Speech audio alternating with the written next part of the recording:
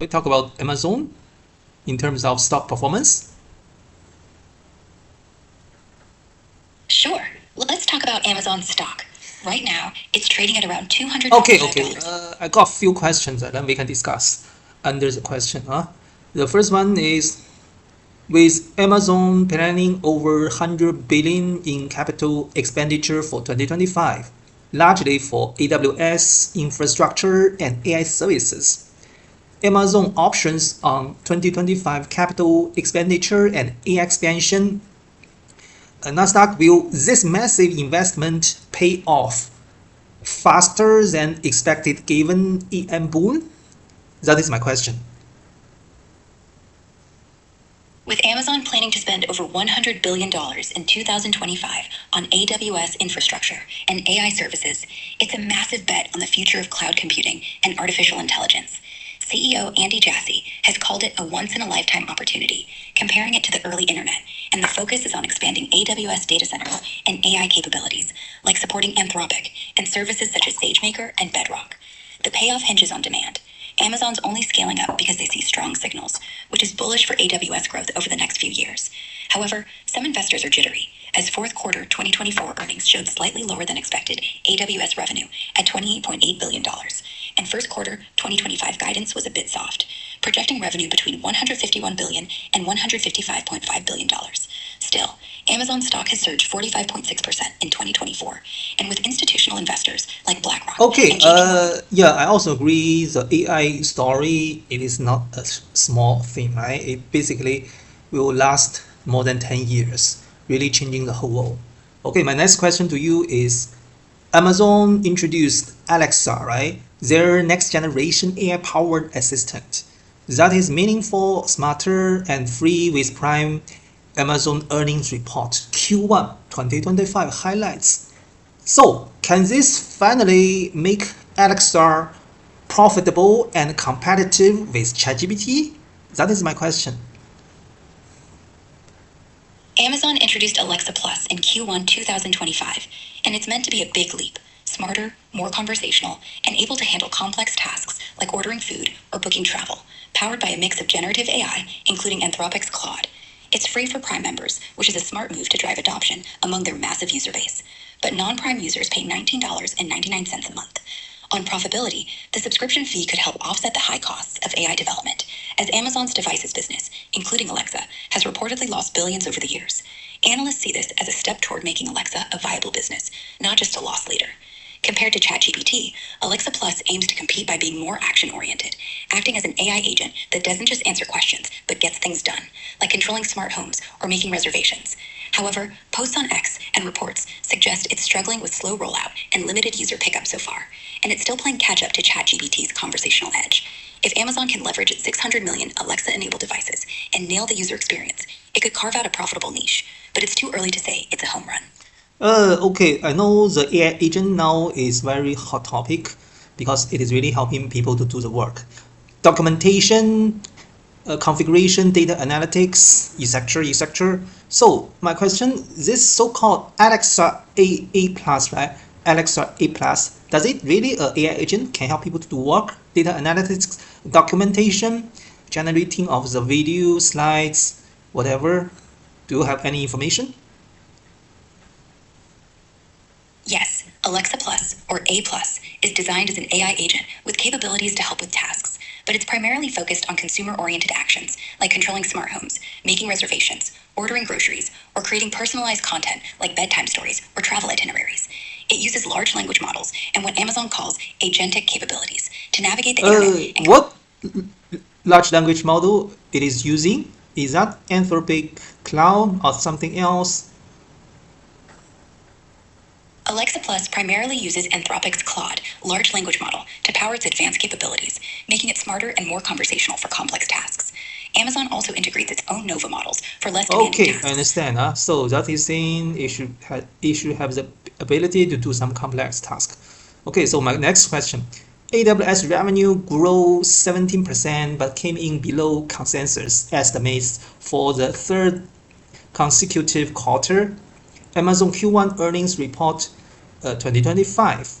Is Amazon losing cloud market share to Microsoft, Azure, or is this just a temporary slowdown? That is my question.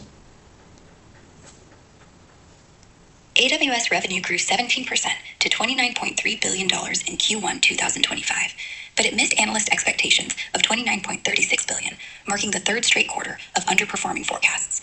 Amazon still holds the leading cloud market share at 29%, but Microsoft Azure is closing the gap, reaching 22% market share with 33% year-over-year growth in its intelligent cloud group. This suggests Azure is growing faster, and posts on X highlight sentiment that Microsoft is gaining ground, especially with its AI-driven offerings. However, Amazon's not necessarily losing share dramatically. AWS still grew from a larger base, and its annualized run rate hit $117 billion. The slowdown could be temporary, tied to cautious enterprise spending or Amazon's heavy investments in AI and infrastructure, which might be diverting focus, but are expected to fuel long-term growth. Jassy said more than 85% of global IT spend is still on premises, so there's huge potential for AWS to keep expanding, even with competition heating up. It feels more like a speed bump than a permanent slide, but Microsoft's momentum is real. Okay, thank you.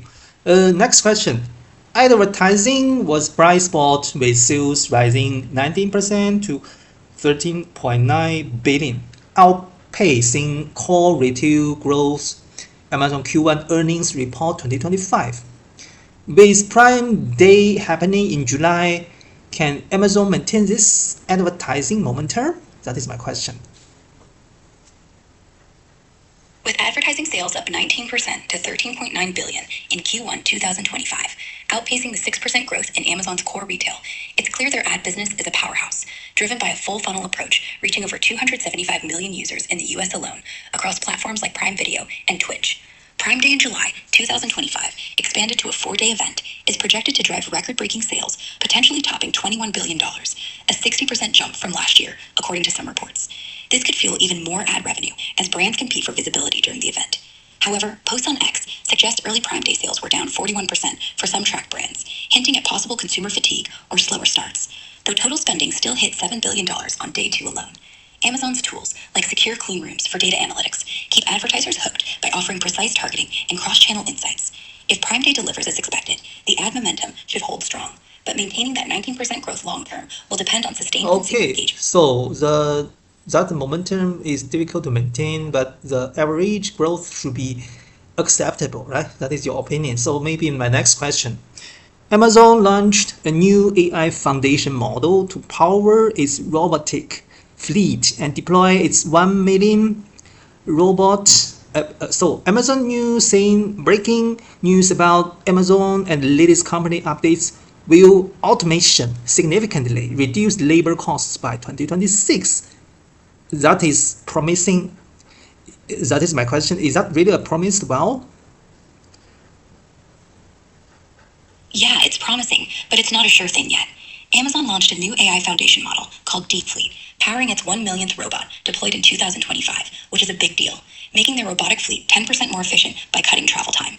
This is part of a broader automation push, with robots like Hercules for heavy lifting and Sparrow for order picking, handling repetitive tasks across over 300 facilities. Analysts project Amazon's operating margin could hit 8% by 2026, up from 6% in 2024, partly due to these automation efficiencies. By reducing reliance on human labor for low-margin work, Amazon could significantly cut labor costs, especially with robots like Packers reportedly replacing up to 25 human roles each. But it's not all rosy. Automation requires huge upfront investments, and there's pushback on job displacement concerns, though Amazon claims it's creating new roles in maintenance and engineering, with a 30% demand increase for these at places like their Shreveport facility. Okay, so now the industry is talking about AI replacing human workforces, right? So that's why my understanding is it's true, but not 100% true. The reason is AI without human being cannot perform well. Human being without using AI cannot compete with another person who is using AI. So that's why promising thing is who is able to use AI more efficiently will be the winner in this new competitive age of AI. Okay, so my last question to you. Amazon will really release Q2 2025 earnings on July 31. Amazon issues Q1 2025 revenue forecast below analyst expectations. So Shack News, will they beat expectations again after their Q1 surprise? Or will tariffs concerns weigh on results? That is my question. Based on their first quarter, Amazon's Q2 2025 earnings on July 31 could go either way, but there's reason to lean optimistic despite tariff concerns. In Q1, Amazon beat earnings expectations with $1.59 per share against a forecast of $1.35, and revenue hit $165.7 billion, up 10% year over year. However, their Q2 guidance was lighter than analysts hoped. Net sales projected between $159 billion and $164 billion, below the $160.9 billion consensus, and operating income expected at $13 billion to $17.5 billion, short of $17.8 billion. This caused a 3% stock dip after hours, with tariffs being a big worry, especially since Trump's policies could raise retail prices and many Amazon products shipped from China, facing up to 145% duties. CEO Andy Jassy's confident they'll keep prices low, using strategies like pre-buying inventory. Posts on X show bullish sentiment, with analysts like Piper Sandler and Morgan Stanley raising price targets to $250 and $300, citing strong AWS and robotics potential. Given Amazon's history of beating earnings and their focus on efficiency, they could surprise again if consumer demand holds up, but tariffs might cap the upside if costs spike. Okay, thank you. Bye bye.